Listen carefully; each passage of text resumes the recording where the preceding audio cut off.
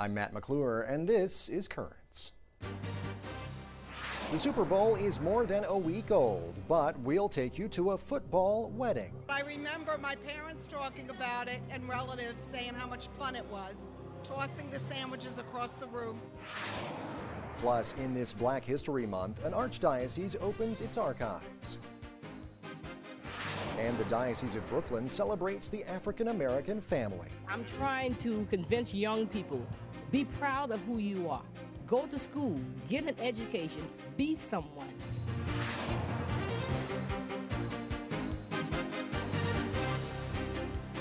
Well, good evening. Thanks so much for joining us tonight. Football's big game was over a week ago, you know, and the big day for love was just yesterday, St. Valentine's Day. Well, now you might not think that one of America's favorite games like football and the definitely non-sporty concept of love make a perfect match, or any match at all for that matter. But one church in Brooklyn saw things just a bit differently on Sunday. At Rosalia Regina Patches Church in the Dyker Heights neighborhood of Brooklyn, love and football were actually both in the air this past Sunday. It was a World Marriage Day commemoration that honored those couples who exchanged vows at the church over its past 60-year history. And it was a chance to revive an interesting tradition that mixes the best of football and amore.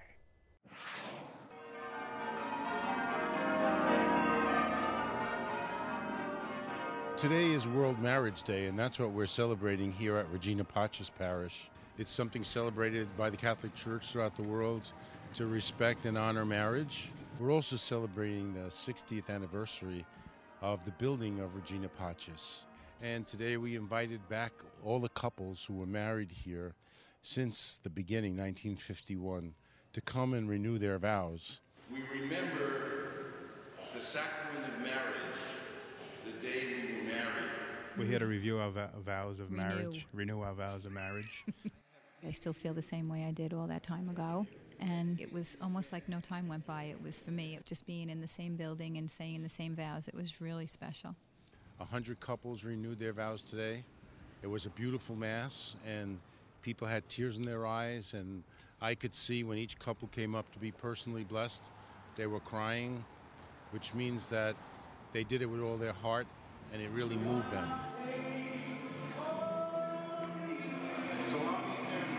We're having a special event, the football wedding, which is a throwback to the past. It's an old Italian-American tradition where everybody just calls out a sandwich they want and they throw it like a football. This is really my first one. It's great. But I remember my parents talking about it and relatives saying how much fun it was, tossing the sandwiches across the room. It was just great fun to be together and having a few laughs. When it comes to food, I'm pretty good at tossing it in my own mouth, and so therefore it was easy to do. I got a big kick out of it, to tell you the truth, because it reminded me of when I tossed the sandwiches years and years ago. I think marriage is love. To be true to one another and to be with each other the rest of their lives, in good times and in bad. You know, it's like a photograph album. You look at all those pretty pictures. You're not going to remember the bad fights. You're going to remember only the good things. Yeah, so this is one of the good days, you know, and it kind of reminds you why you're there and why you did it. Unfortunately, divorce is high. It's a tough culture to be in. So it's important that we renewed our vows today, because you need that strength from the church and from God to have a good, happy marriage. We have been very blessed that we are married 50 years. And I would be glad to renew my vows over and over again and come back over and over again just to show how much I love God and my wife. We still love each other.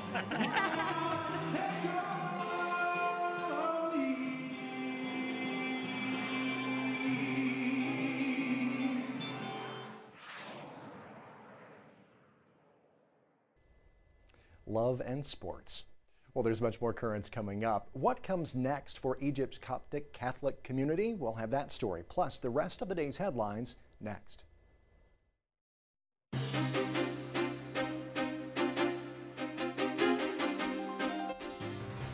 Welcome back to Currents. I'm Matt McClure. Coming up later in this Black History Month, the Brooklyn Diocese celebrates the African American family. But first, let's have a look at the day's headlines. Italian Prime Minister Silvio Berlusconi has gone from the proverbial frying pan to the fire, following news today that he will stand trial for abuse of power and paying for sex with an underage girl. Berlusconi denies those charges. His trial is set to begin in April. Last month, Pope Benedict and the Vatican's Secretary of State made statements concerning the morality of public officials. Widely seen as an indirect reproach of the embattled Prime Minister, the Pope indicated his despair at the weakening of public morals. Well, turning now to Egypt, the leader of that country's Catholics is welcoming the exit of Hosni Mubarak. In a statement, Cardinal Antonius Najib, the Coptic Catholic Patriarch of Alexandria, thanked God for the success he granted to the youth movement that led to Mubarak's February 11th departure. Najib also offered prayers for those killed during the uprising. He called for a commitment to rebuild Egypt as a democratic country that allows justice and equality for all citizens. Meanwhile, a Saudi-owned newspaper is reporting that Hosni Mubarak's health is declining rapidly and the ousted president is refusing required medical treatment. Well, from India now, a region that has seen anti-Christian violence over the last few years has a new archbishop. Archbishop John Barwa is the new head of the church in Orissa. Barwa says his new role will be a challenging one. His new archdiocese includes a district that saw what's been described as unprecedented violence against Christians back in 2008. Well, elsewhere in India, Muslims in Karnataka have rallied against anti-Christian violence. Muslims there speaking out against attacks on Christian churches by Hindu radical groups. The protest rallies began at a mosque and ended at a government official's office. Muslim leaders later sent a note to that official demanding an investigation into the church attacks. Well, good news for Christians in Pakistan. Meantime, the government there says it will not abolish its ministry for religious minorities. That ministry appeared to be on the chopping block as part of a drastic reduction in government departments. The man who heads the department is a Catholic. He praised Pakistan's president and prime minister for not eliminating the ministry. Well, turning now to this country, state lawmakers in Arizona are proposing a bill that would widen the state's crackdown on undocumented immigrants by requiring hospitals to check a patient's citizenship status. The bill is the first of its kind in the U.S. It would not prohibit undocumented immigrants from receiving medical care. Critics, though, say it may deter them from seeking care altogether. This latest proposal follows another measure signed into law last year in Arizona that requires police to question a person about their immigration status if police have reason to believe that person is in the U.S. illegally. U.S. bishops criticized that law, calling it draconian, saying it could lead to the wrongful questioning and arrest of U.S. citizens.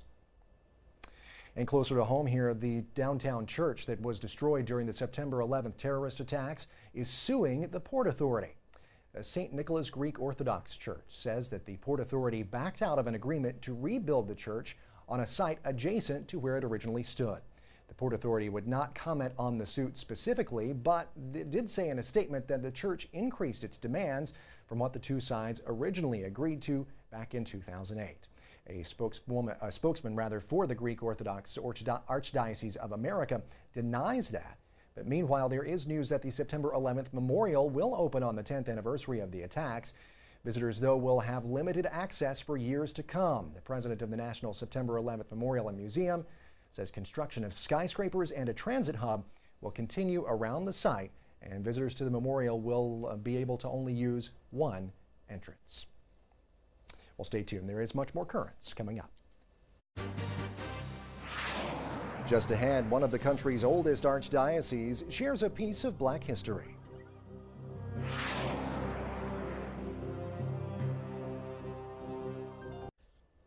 Welcome back.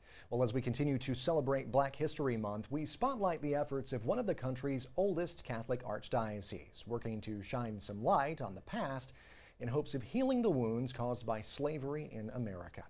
On February 1st, New Orleans Archbishop Gregory Amond announced the archdiocese would make never-before-seen baptismal records of slaves and free people of color available on their website. The unprecedented release of the records show a glimpse of an ugly past with the hope of reconciliation today. Well, I had the chance to talk about all of this and more earlier today when I spoke with the archivist for the Archdiocese of New Orleans, Dr. Emily Loomis. Lee, thanks so much for joining us today here on Currents. We really appreciate your time. You're welcome. Thank you, Matt. Well, first of all, tell me a little about these documents. They were previously unpublished, but now they're available on the web, I understand. Give our viewers just a little bit of background about these documents. Sure. The Archdiocese of New Orleans, we have records that begin in 1718, and through a process starting in 1987, we began to index and to publish our records. We have 19 volumes of records that begin in 1718 all the way until 1830, and of course our records continue to the present day. But what we found difficult to do was indexing people without surnames. These people were predominantly slaves. We also have Native Americans that are in our registers, as well as free people of color, those that received manumission before the emancipation in 1865. They got their freedom by a number of different ways, and they were our free people of color, which we had a very large society in New Orleans. Until that group of people took last names, the free people of color, as well as the slaves, we found it very difficult to index them.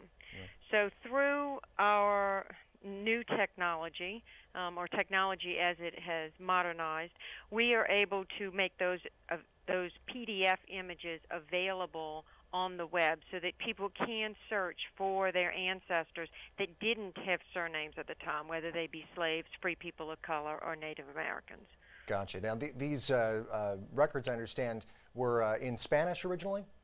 They are in French and in Spanish during both colonial periods. The first being the French colonial period, which is up until 1763. We are under French domain, and then after that we are under Spanish domain. So the first registers that we were able to put online are those that begin in 1777. Our plan is to make available online all of our registers from 1718 until 1812, and that is to commemorate our celebration of our bicentennial of statehood, which will be in 2012. So we have 2 years to get them all up, but we began with the ones that were not indexed and had not been published previously. Gotcha. So the process is not done yet. This is just kind of the tip of the iceberg then. This is absolutely the tip of the iceberg. These beginning documents, as you mentioned, are in Spanish. However, others will be in French when you go further back in the registers. Gotcha. Now, of course, these were published on the internet at the beginning of Black History Month, and that I imagine was on purpose. Yes, it was. We have had this in the process. We have wanted to do this, and when I approached the Archbishop and asked him if he would like us to do this in commemoration of Black History Month, he said, absolutely. Let's not wait. Let's get it up as fast as we can, and let's make these records available to all people. Okay. Now, of course, now, as I said, they were published at the beginning of the month. They've been up for a couple of weeks now. Has the Archdiocese been hearing a lot of feedback? What have you been hearing from the public? We've been hearing tremendous feedback, great feedback. We have had people come out and write glowing letters to the Archbishop thanking him for opening these records, for beginning to heal some of the wounds that were part of slavery. The Archbishop himself acknowledged that slavery was a sin and that racism is a sin, and that the tremendous contributions he acknowledged of the black community through the slaves and the free people of color that helped build New Orleans. So we have gotten all kinds of glowing thank yous from the community and very positive feedback because we've put these records online.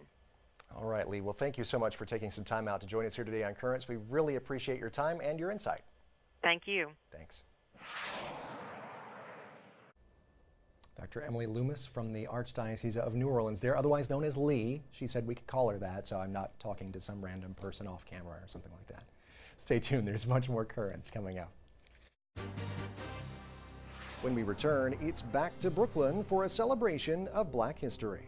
It's also been the year of Christ Jesus, our hope, being really a very powerful, positive thing, but demanding some real transitions and growing pains from us as a diocese and as a black community in the diocese.